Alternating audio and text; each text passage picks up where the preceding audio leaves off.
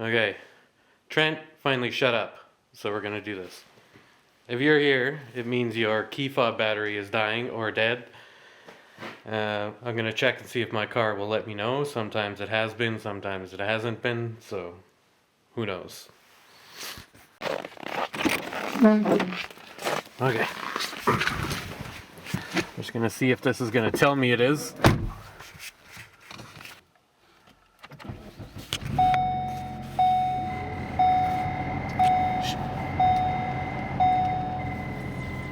It's telling me I need an oil change. I know that. No. Holy crap. It's minus 26. So of course it's not doing it right now. It's been off and on telling me to replace the battery in this thing, so I was hoping it would show it, but it's not, so screw it. So we'll just get to it. Alright, we're ready. I got my key, my battery, my little flathead screwdriver, tiny one. This definitely helps. For mine, anyway, I just work the screwdriver into the crease, get it in, just turn it, and then you're open.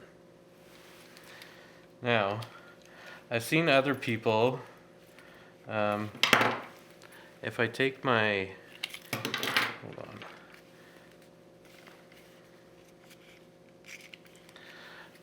If I take my key out of the back part, before I undo it, you can see the hole in here where the key goes is not a good place for your screwdriver to go into to try and pop it open, because on mine it's closed there. So how's that gonna work? Anyway, you're open. Screwdriver again. Pop the battery out. Pay attention to which way the battery's facing. Mine was down, so I have to flip it over to read it so I know which way it's going back in. It'll also kind of tell you. Might be hard to read. It's hard to see on there. Anyway, mine is, hold on, come on.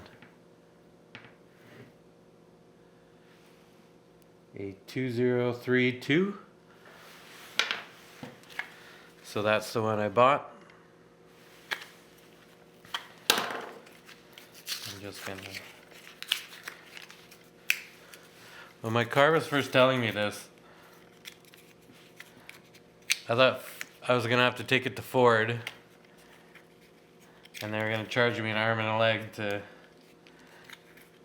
change the battery, but turns out it's this easy. Getting the battery out of the thing is not, however. How the hell?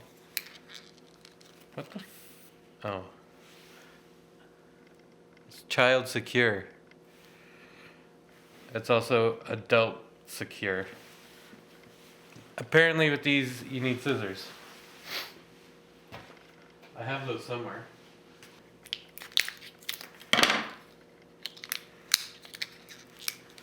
My God. Give me the battery already. Yeah. Pop the battery in the right way. I can put that key back in there. And then just snap it back together. It's done.